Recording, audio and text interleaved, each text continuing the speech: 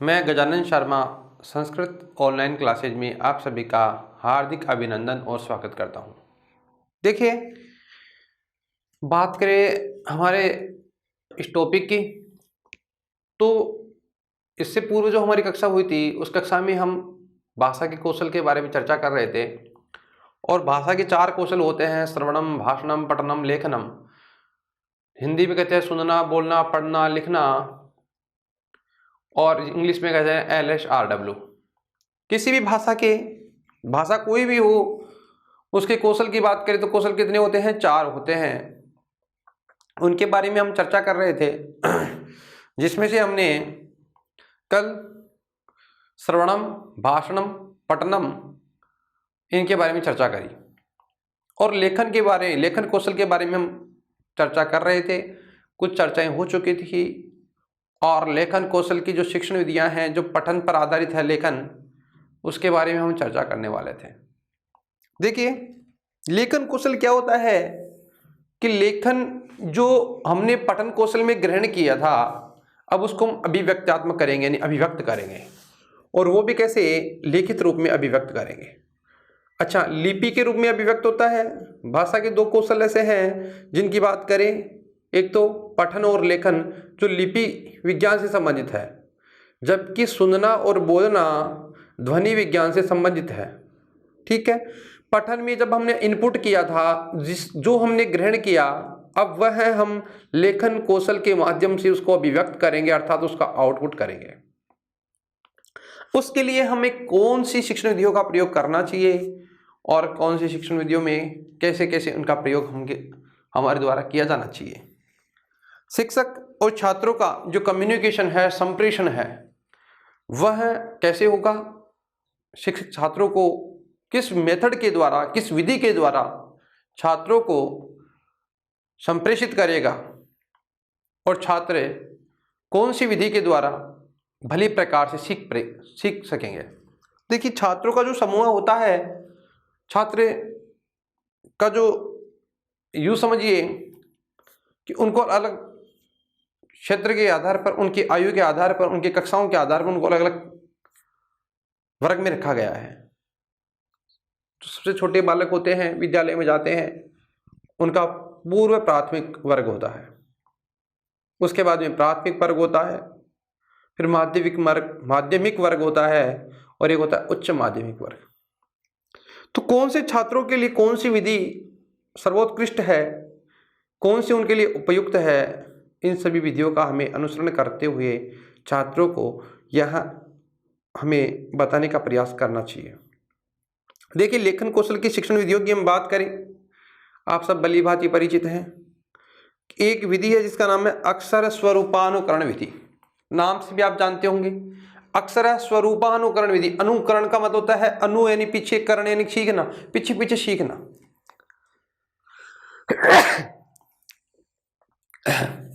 अक्षर स्वरूपानुकरण का मतलब हुआ कि अक्षरों का जो स्वरूप है उसका वो अनुकरण करते हैं। तो अध्यापक क्या करता है, छात्रों के लिए अक्षरों का कुछ स्वरूप बना देता है। ऐसे अक्षर बनाता है कि छात्र, छोटे छोटे जो बालक हैं, वो छोटे छोटे बालक उसका, उन अक्षरों पर अपनी जो पेंसिल होती है उसका क्या करते हैं? अनुकरण करते हैं। और अध्यापक स्वयं पहले तो उनको अनुकरण करवाना सिखाता है, और उसके बाद में स्वयं वो छात्र अनुकरण करते हैं।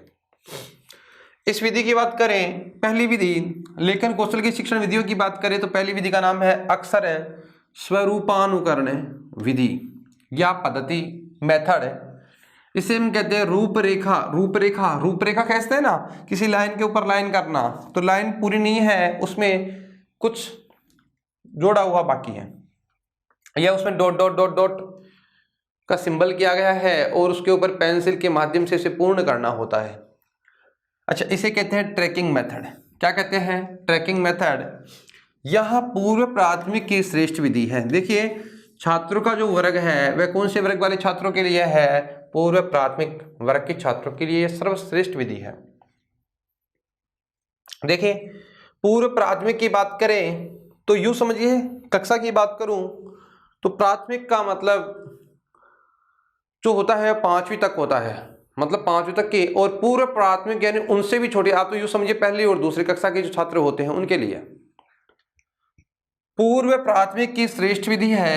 क्यों? क्योंकि छात्र इसमें क्या करते हैं, अक्षरों को स्वरूप को अनुकरण करते हैं या रूपरेखा के द्वारा उनको इंगित करते हैं। कहने का मतलब ये हुआ कि यहाँ पर डॉट डॉट डॉट डॉट के माध्यम से छात्रों को पढ़ाया जाता है और उनका लेखन कौशल का विकास करवाया जाता है। जैसे बात करें, जैसे ए सिखाना है तो यहाँ क्या होता है, ए डॉट डॉट डॉट में बना हुआ होता है और अध्यापक पहले क्या करता है, जैसे ए यह एक आकृति होती है, पहले अध्यापक स्वयं क्या करता है, उनको हाथ पकड़ करके ऐसे सिखाता है बनाना और उसके बाद में जो छात्र होते हैं वो स्वयं क्या करते हैं, इसको ऐसे बनाते हैं।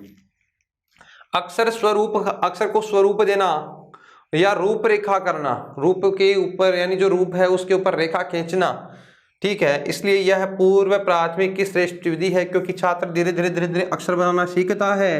जैसे क के ऐसे बना हुआ है, इसके ऐसे ऐसे, और अध्यापक क्या करता है, उनको सिखाता है और छात्र क्या करते हैं, पेंसिल के माध्यम से ऐसे ऐसे अक्षरों को बनाते हैं और उनकी रुचि जागृत होती है और उनको आनंद की अनुभूति होती है, वो धीरे धीरे सीखते जाते हैं, ठीक है। जब वो सीखते जाते हैं और सीखते सीखते सीखते वो धीरे धीरे धीरे धीरे उनका कम्युनिकेशन होता है सरल से कठिन की ओर, और वो फिर हमारी जो भाषा है उसका लेखन कार्य करने में कुशल हो जाते हैं, ठीक है। पूर्व प्राथमिक श्रेष्ठ विधि है, पूर्व प्राथमिक व प्राथमिक कक्षाओं हेतु उपयोगी। अच्छा, सबसे पहले तो पूर्व प्राथमिक कक्षा के लिए उपयोगी है, उसके बाद में प्राथमिक कक्षाओं के लिए भी बहुत महत्वपूर्ण उपयोगी है, ठीक है। विधि की बात करें तो विधि का नाम क्या है, अक्षर स्वरूपानुकरण विधि। पूर्व प्राथमिक एवं प्राथमिक कक्षाओं हेतु यह बहुत उपयोगी विधि है। यहाँ पर क्या होता है, जो वर्कबुक होती है, पाठ्य पुस्तिका जो होती है जिसके अंदर वह कार्य करता है, पुस्तिका, उस पुस्तिका के अंदर छात्र क्या करते हैं, उस पुस्तिका में यदि छिपे वर्णों की बिंदु माला पर, जो बिंदुओं की माला होती है, जैसे अभी हम आपको ये समझाए हैं, ऐसी बिंदुओं की जो माला होती है, उस बिंदुओं की माला पर पंक्तियों के द्वारा, ऐसे पंक्तियों के द्वारा जुड़ाव करके वर्णों का लेखन किया जाता है, यानी वर्णों को छात्र लिखता है। छात्रों की सर्वाधिक रुचिकर पद्धति है, छात्रों की रुचि जागृत होती है, उनका उत्साह बढ़ता है, आनंद की अनुभूति होती है और वे इस कार्य को खेल ही खेल के माध्यम से करते हुए लिखने के जो कौशल है उनका विकास करते जाते हैं, उनके लिखने के कौशल का विकास होता है, ठीक है मित्रों। देखिए, पहली विधि का नाम था अक्षर स्वरूपानुकरण विधि। अब हम दूसरी विधि की ओर बढ़े। एक विधि है जिसका नाम है दूसरे का दृष्टि लेखन विधि, देखो और लिखो विधि, जेकाटोट पद्धति भी कहते हैं। कई बार परीक्षा के अंदर यहां से प्रश्न पूछ लिया जाता है कि प्राथमिक स्तर के लिए श्रेष्ठ विधि कौन सी है। पूर्व प्राथमिक के लिए पढ़ी हमने, उस विधि का नाम था अक्षर स्वरूपानुकरण विधि। अब हम बात कर रहे हैं प्राथमिक स्तर के छात्रों के लिए, तो प्राथमिक स्तर के जो छात्र होते हैं उन छात्रों के लिए सर्वश्रेष्ठ विधि की बात करेंगे तो जेकाटोट पद्धति जिसे कहते हैं, यानी देखो और लिखो विधि है ना। इसे कहते हैं दृष्टि का मतलब होता है देखना, और लेखन यानी लेखना विधि। देखो, दृष्टि का मतलब होता है देखना और लेखन का मतलब लिखना। देखो और लिखो विधि का नाम क्या है भाई, द्वितीय विधि की हम बात करें, द्वितीय विधि का नाम है देखो और लिखो विधि। अच्छा देखिए, इसको हम कहते हैं जेकाटोट पद्धति, और जेकाटोट का मतलब क्या होता है, देखो और लिखो विधि, देखो और लिखो विधि। अच्छा, प्राथमिक स्तर की श्रेष्ठ विधि है। अच्छा, इससे पहले जो पढ़ी थी अक्षर स्वरूपानुकरण विधि थी, वह विधि किसकी थी, वह विधि थी पूर्व प्राथमिक स्तर की, जबकि यह विधि किसकी है, प्राथमिक स्तर की श्रेष्ठ विधि है। यहां पर क्या होता है, छात्र क्या करते हैं, शब्दों का अनुकरण करते हैं, है ना, और अध्यापक क्या करता है, श्याम पट्ट के ऊपर कुछ शब्दों को लिखता है। अध्यापक श्याम पट्ट के ऊपर क्या करता है, शब्दों को लिखता है, छात्र उन शब्दों को देखते हैं और देख करके छात्र लिखता है, और लिख करके क्या करता है, वह अभ्यास करता है या पुस्तक में देख करके अभ्यास करता है, देखता है और लिखता है। यहाँ छात्र का और अध्यापक का ऐसा कम्युनिकेशन है या पुस्तक का कि अध्यापक के द्वारा लिखे गए श्यामपट्ट के जो शब्द हैं उन शब्दों को छात्र देखते रहते हैं, क्योंकि उन्होंने अक्षर बनाना सीख लिया। जब अक्षर बनाना सीख लिया तो धीरे धीरे क्या करते हैं, उन अक्षरों को क्या करते हैं, अक्षरों को पदों में या शब्दों में बदलने का प्रयास करते हैं। इसलिए वो क्या करते हैं, पहले अक्षरों को शब्दों में बदलने का प्रयास करते हैं। तो देखें दृष्टि लेखन विधि जो है उस विधि में देखो और लिखो विधि की हम जब बात कर रहे हैं तो अध्यापक जब श्यामपट्ट पे लिखा था या छात्र वर्कबुक में या पाठ्य पुस्तक में जो शब्द होते हैं उन शब्दों को देखते हैं और अपनी वर्कबुक में या पुस्तिका में लिखते रहते हैं। ठीक है, जब वो लिखेंगे तो उनका जो संप्रेषण है, लिखने का जो कौशल है उसका विकास होगा। और यहाँ लिखते लिखते छात्र क्या करते हैं, उनकी रुचि जागृत होने लगती है और धीरे धीरे रुचि बढ़ने लग जाती है। ठीक है, यहाँ लेकिन कुछ सावधानियां भी होती है। देखो सबसे पहले तो अध्यापक के द्वारा लिखे गए शब्दों का अनुकरण करके छात्र लिखता है। छात्र क्या करता है, लिखता है, या पुस्तक में देखकर छात्र अभ्यास करता है। ठीक है, वही बात आ गई कि यहाँ देखो और लिखो विधि की बात करें तो अध्यापक के द्वारा लिखे गए शब्दों का अनुकरण करके या अनुसरण करते हुए छात्र लिखता है और या पुस्तक में देखकर छात्र अभ्यास करता है। आगे चलिए दूसरी विधि की बात करें। अच्छा, इसी विधि की बात करें, इसमें कुछ सावधानियां भी रखनी होगी है। श्यामपट्ट पर लिखते समय अध्यापक विशेष ध्यान रखे। अब यहाँ जब श्यामपट्ट का प्रयोग हो रहा है तो श्यामपट्ट के जो भी नियम है, ठीक है, तो अध्यापक क्या करेगा, श्यामपट्ट कौशल का जो विकास मतलब श्यामपट्ट का निर्धारण करेगा। जैसे मार्जनी का प्रयोग कैसे करेगा, लिखने का प्रयोग कैसे करेगा, इन सभी बातों का ध्यान रखते हुए और उसके द्वारा कोई गलतियां नहीं हो, अशुद्धियां नहीं हो। यदि अध्यापक के द्वारा अशुद्धि होती है और अशुद्धि को अध्यापक स्वयं ठीक नहीं करता है उसी समय, तो वह अशुद्धि छात्र के लिए स्थायी हो जाती है, क्योंकि वहाँ बालक छोटे होते हैं और छोटे जो बालक हैं वो उसको सीख जाते हैं और उनके द्वारा वैसे ही आवृत्ति बार बार वो उन शब्दों को वैसे ही प्रयोग करने लगते हैं। तो यहाँ पर ध्यान रखने योग्य बात है, श्यामपट्ट पर लिखते समय अध्यापक विशेष ध्यान रखे। अच्छा, श्यामपट्ट कौशल की महत्वपूर्णता, इसमें क्या होता है, जो श्यामपट्ट कौशल है वो भी महत्वपूर्ण है। इसके ऊपर भी महत्वपूर्णता इसलिए है क्योंकि अध्यापक जब श्यामपट्ट का प्रयोग करेगा तो वह क्या करेगा, वहाँ अध्यापक उसमें जो भी श्यामपट्ट कौशल के नियम हैं उन नियमावली का प्रयोग करते हुए और शुद्ध और अशुद्ध का ध्यान रखते हुए श्यामपट्ट का कौशल को भी उनको सिखाएगा कि इसका प्रयोग कैसे किया जाता है। अशुद्धियां कम होती है, यहाँ पर ध्यान रखना कि अध्यापक क्या करे, अशुद्धियां कम करने का प्रयास करे। और सबके सामने ऐसा हो, जब श्यामपट्ट का प्रयोग हो रहा हो तो अशुद्धियां होती भी है तो उनको ठीक करने का प्रयास करना चाहिए। इससे क्या होती है, शुद्धियां कम होती है, छात्रों से फिर अशुद्धियां नहीं होती है। विराम चिन्ह आदि, देखो चिन्ह नहीं होता है, एक बार फिर मैं आपको बता दूंगा, एक शब्द लिखा है जैसे यह है चिन्ह, यह है शुद्ध, और जैसे हम लोग आपको बताएं, कई लोग इसको लिखते हैं ऐसे चिन्ह, ऐसे लिखते हैं, चिन्ह न हलंत नहीं है भैया, है हलंत है ना, तो ये क्या है, गलत है। जैसे तो यहाँ देखिए चिन्ह, यहाँ पर भी ये सॉफ्टवेयर की मिस्टेक से यूँ समझिए है के अंदर न है, जबकि यहाँ ऐसे इसका जो सार्थक रूप है वो ऐसे होगा, चिन्ह। विराम चिन्ह आदि का ज्ञान हो जाता है। जैसे जैसे अध्यापक विराम आदि चिन्हों का प्रयोग करता है और छात्र भी उनका अनुसरण करते हुए इन सबको सीख जाता है, क्योंकि छात्र क्या करता है, अनुकरण करता है, और जो अध्यापक श्यामपट्ट पर लिखता है उन शब्दों का अनुकरण करते हुए छात्र देखो और लिखो विधि के माध्यम से देखता है और लिखता है। छात्रों को अध्यापक कहता है बेटा लिखिए, तो वो लिखना प्रारंभ करते हैं और जैसा जैसा अध्यापक लिखता जाता है वैसा वैसा वो छात्र लिखते जाते हैं। यदि छात्र अध्यापक के द्वारा अशुद्धि की हुई है तो छात्रों की भी वह अशुद्धि हो जाती है। अच्छा, अध्यापक अगर अशुद्धियाँ नहीं करता है तो यहाँ छात्रों के द्वारा भी अशुद्धियाँ नहीं होती है, अर्थात कम होती है। और विराम चिन्ह आदि का भी प्रयोग करते हुए अध्यापक लिखता है तो छात्रों के विराम चिन्ह आदि का भी उनको ज्ञान हो जाता है। इस विधि की बात करें तो विधि का नाम दृष्टि लेखन विधि, जेकटाठ पद्धति, देखो और लिखो विधि प्राथमिक स्तर की श्रेष्ठ विधि है। तीसरी विधि की बात करें तो एक विधि का नाम है श्रुत लेखन विधि, सुनो और लिखो विधि।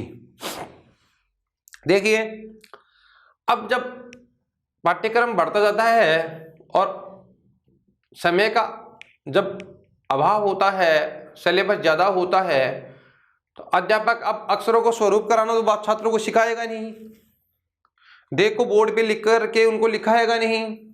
अब क्या करेगा, छात्र जब बड़े हो गए हैं और उनकी पुस्तकों का जो सिलेबस है वो बढ़ गया है, तो छात्र उनसे कहेगा सुनो और लिखो। छात्रों के सामने अध्यापक बोलता रहेगा और छात्र क्या करते रहेंगे, लिखते रहेंगे। क्यों? क्योंकि उन्होंने सबसे पहले अक्षरों को बनाना सीख लिया था। जब अक्षरों को बनाना सीख लिया और उसके बाद में उन्होंने देखो और लिखो विधि के माध्यम से उन्होंने विराम आदि चिन्हों का प्रयोग भी सीख लिया और शुद्ध और अशुद्ध का प्रयोग भी सीख लिया, तो वो सुनकर के भी लिख सकते हैं। इसलिए वह तीसरी विधि की बात करें तो अब छात्र क्या करेंगे, सुनेंगे और लिखेंगे। क्या करेंगे, सुनेंगे और लिखेंगे।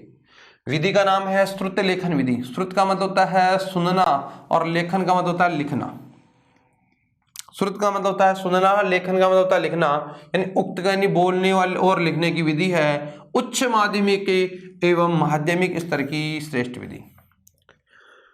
यूं समझिए, जो बड़े छात्र होते हैं, स्कूली छात्र जो होते हैं, माध्यमिक स्तर के जो छात्र होते हैं और उच्च माध्यमिक स्तर के जो छात्र होते हैं, उनके लिए यहाँ श्रेष्ठ विधि है, क्योंकि सिलेबस उनका ज्यादा होता है, पाठ्यक्रम उनका ज्यादा होता है और देखो और लिखो विधि के माध्यम से उनका पाठ्यक्रम पूरा नहीं हो सकता। इसलिए अध्यापक यहाँ श्रुत लेखन विधि का प्रयोग करता है। किसका प्रयोग करता है, श्रुत लेखन। श्रुत का मतलब होता है सुनो और लिखो। अध्यापक बोलता रहता है और छात्र उसका अनुसरण करते हुए, अनुकरण करते हुए लिखते रहते हैं। इसी के साथ साथ एक बात और ध्यान रखनी है, जब श्रुत लेखन विधि का प्रयोग होता है तो छात्रों के श्रवण कौशल और लेखन कौशल दोनों का क्या होता है, एक साथ विकास होता है। अध्यापक भाषण कौशल करता है और छात्र सुनते हैं, श्रवण कौशल हो रहा है, और लिख रहे हैं तो लेखन को होता है। सुनना और लिखना दोनों कौशलों का एक साथ क्या होता है, विकास होता है। ठीक है। यहां छात्र क्या करते हैं, अध्यापक के पदों या वाक्यों को सुनकर लिखते हैं। ठीक है, अध्यापक के पदों या वाक्यों को सुनकर लिखना। अध्यापक मध्यम गति से वाचन करे, ऐसे नहीं अध्यापक बहुत तेज गति से पढ़ा रहा है या बहुत स्लो पढ़ा रहा है। यदि बहुत तेज पढ़ाएगा तो छात्र लिखने में पीछे रह जाएंगे, इसलिए वह स्पष्ट रूप से लिख नहीं पाएंगे। अच्छा, बहुत धीरे लिखेंगे, अध्यापक बहुत धीमी गति से पढ़ाएगा या लिखाएगा तो छात्र बीच बीच में उनको विराम करना पड़ेगा, आराम करना पड़ेगा, इसलिए भी ठीक नहीं। इसलिए अध्यापक को मध्यम गति का ध्यान रखते हुए कि उससे छात्र सभी उनके द्वारा बोले गए वाक्यों को, शब्दों को आसानी से लिख सके, इसका अनुसरण करते हुए लिखाने का प्रयास करना चाहिए। ठीक है, अध्यापक क्या करेगा, मध्यम गति से क्या करेगा, वाचन करेगा। वाक्य या पद पाठ्य पुस्तक से ही हो, यहाँ पर जो भी वाक्य हो या जो भी वाक्य लिखवा रहे हैं या जो भी पद्यांश लिखवा रहे हैं या जो भी पद्य लिखवा रहे हैं या पद लिखवा रहे हैं वह पाठ्य पुस्तक से ही हो, क्योंकि छात्रों ने किसको पढ़ा है, पाठ्य पुस्तक को पढ़ा है। जब पाठ्य पुस्तक को पढ़ा है तो उनको उन शब्दों का बोध है, इसलिए वहाँ उनसे अशुद्धियाँ नहीं होगी। अगर नए नए शब्द आएंगे तो वहाँ वो गलतियाँ करेंगे, इसलिए गलतियाँ नहीं हो। इसलिए अध्यापक को भी ध्यान रखना चाहिए कि यहाँ जो वाक्य लिखवा रहे हैं श्रुत लेखन विधि में, वो वाक्य छात्रों की पाठ्य पुस्तक से संबंधित ही होने चाहिए। किससे संबंधित होने चाहिए, पाठ्य पुस्तक से संबंधित ही होने चाहिए।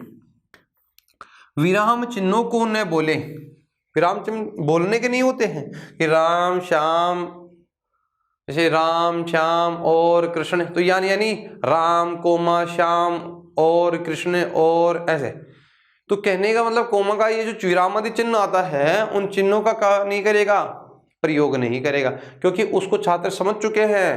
अध्यापक ने पूर्व के प्राथमिक स्तर पे या प्राथमिक स्तर पर इन छात्रों को समझा दिया है कि ऐसे ऐसे वाक्यों में ऐसे ऐसे विराम चिन्हों का प्रयोग होगा।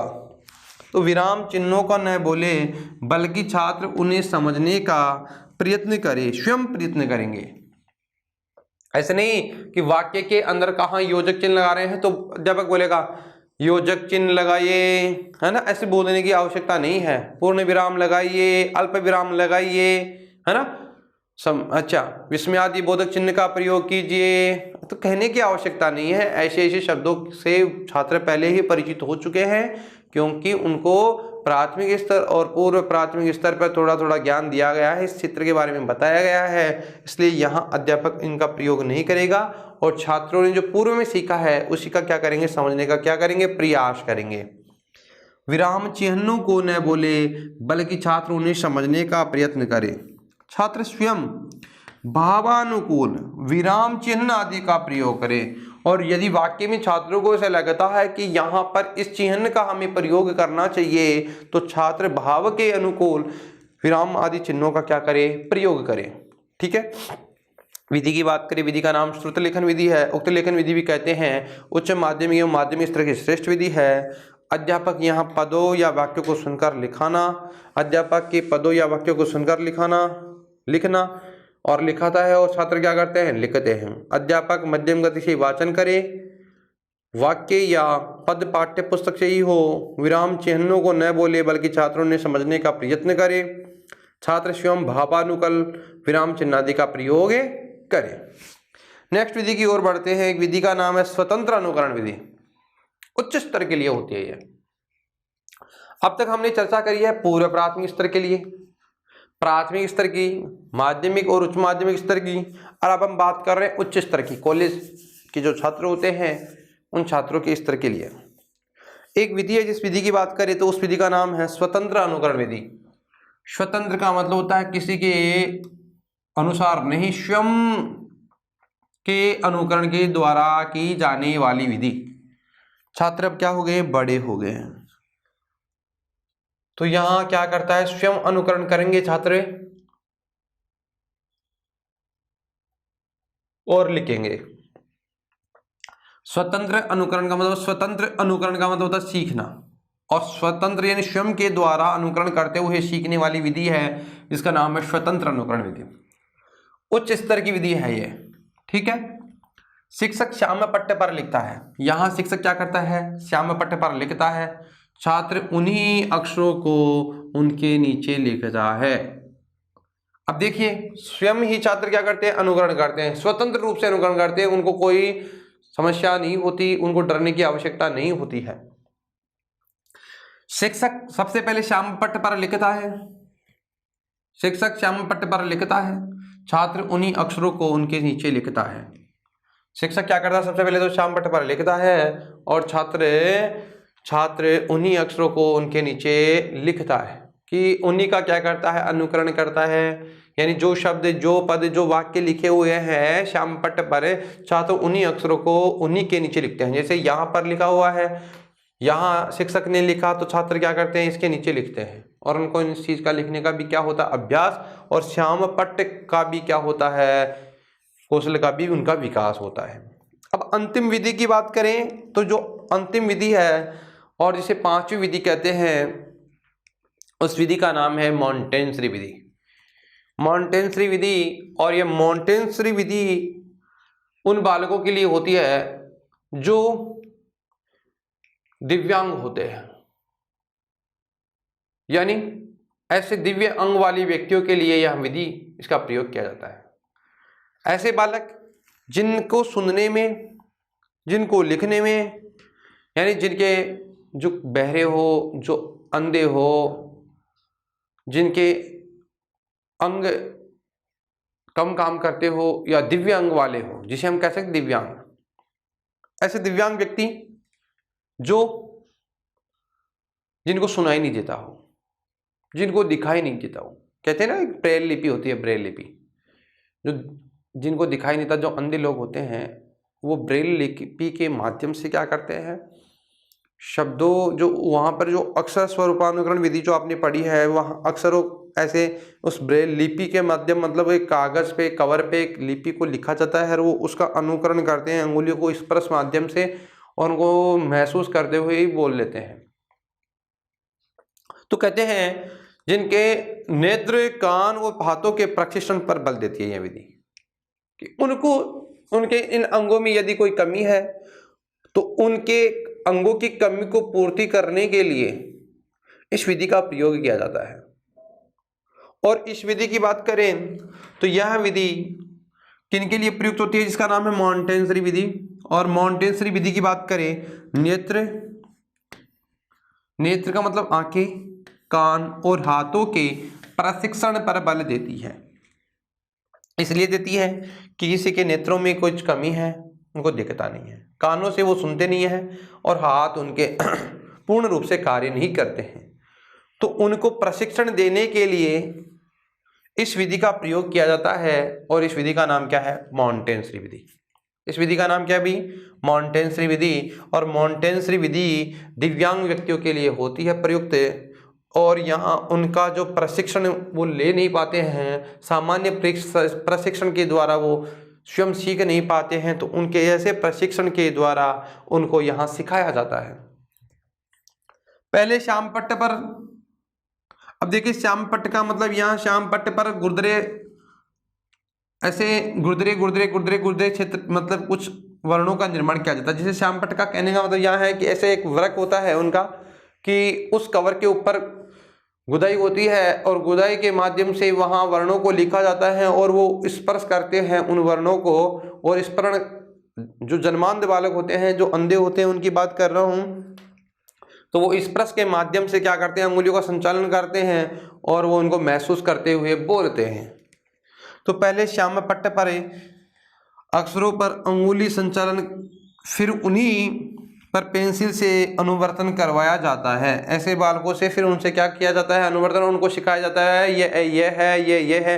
जैसे अक्षर स्वरूपानुकरण विधि के माध्यम से पूर्व प्राथमिक छात्रों को सिखाया जाता है, वैसे ही यहाँ पर जो नेत्र, कान और हाथों के जो बालक जिनके अंगों में कुछ कमी है, उनको प्रशिक्षण देने के लिए मॉन्टेसरी विधि का प्रयोग किया जाता है। यहाँ पर श्याम पट्ट पर अक्षरों पर अंगुली संचालन करवाया जाता है, फिर उन्हें पेंसिल से उनका अनुवर्तन करवाने के लिए कार्य करवाया जाता है और उनको ऐसे ऐसे उनके इस कौशल का विकास करवाते हैं। ठीक है, देखिए अब बात करें विधि की, तो हमने एक विधि पढ़ी जिसका नाम था, पहली विधि जिसका नाम था अक्षर स्वरूपानुकरण विधि, स्वरूपानुकरण विधि।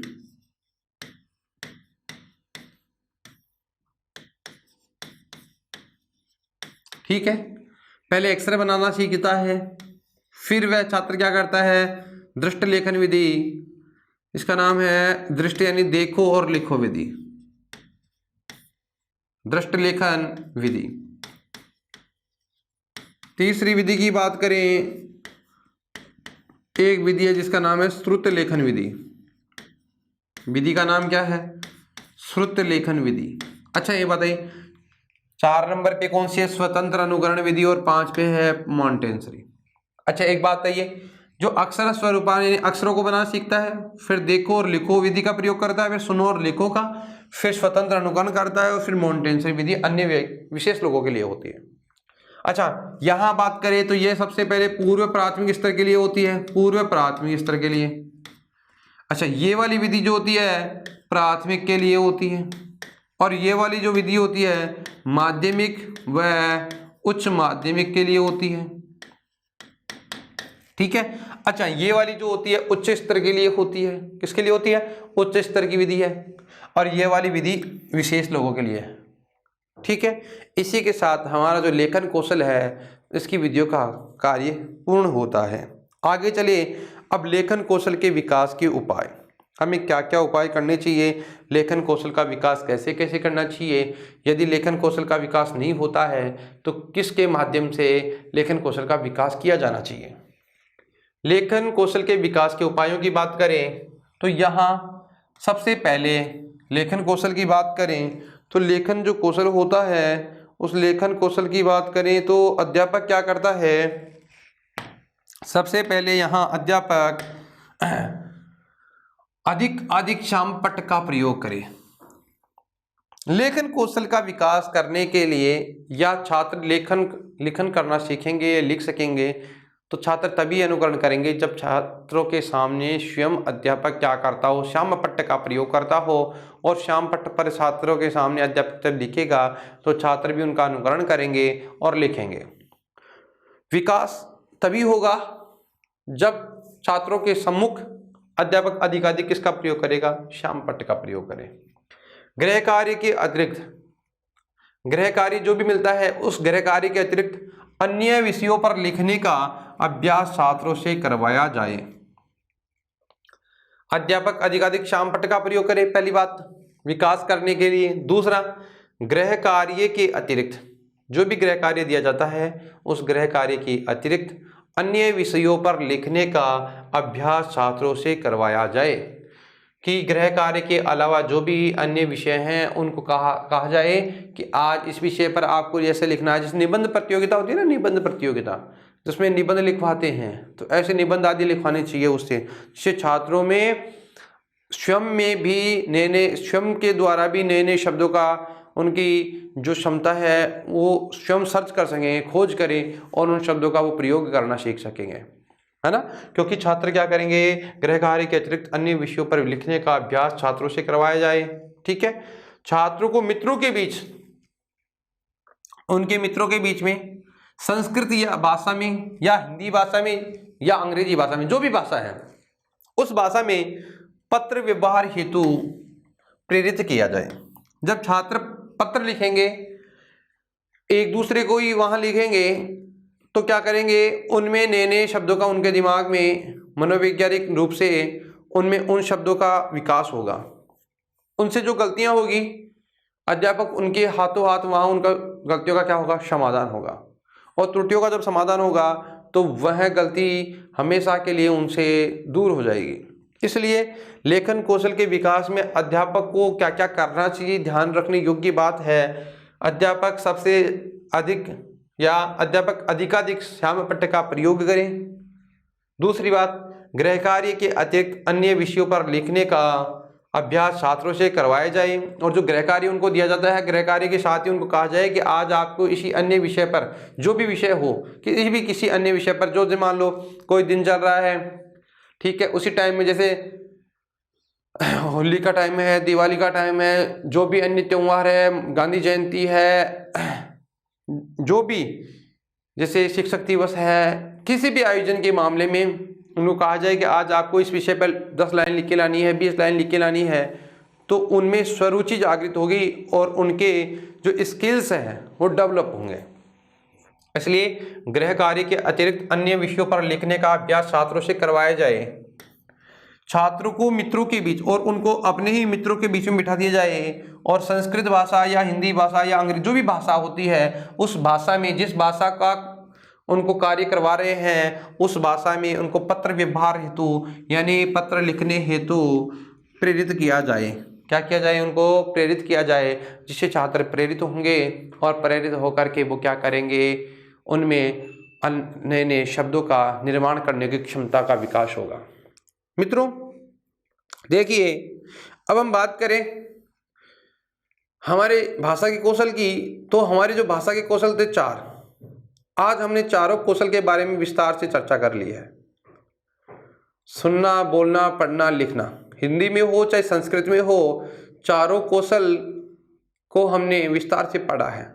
आपको ध्यान देना है, थोड़ा सा मेहनत करना है, थोड़ा समझने का प्रयास करेंगे तो आपके लिए बहुत सरल हो जाएंगे। और रीट के इस पाठ्यक्रम में यूँ समझिए, यहाँ से कम 3-4 प्रश्न तो आते ही आते हैं।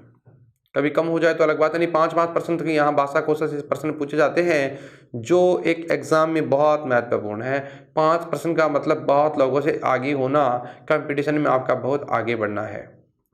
आज मैं आपसे इतना ही कहूँगा, और भाषा कौशल को इसी अध्याय के साथ हम समाप्त करेंगे, और जो हम आगामी हमारी कक्षा होगी उस कक्षा में हम नया जो भी पाठ्यक्रम में सिलेबस में जो हमारा चैप्टर है, जो बिंदु है, उस नए बिंदु के सामने आपके सामने प्रस्तुत करेंगे।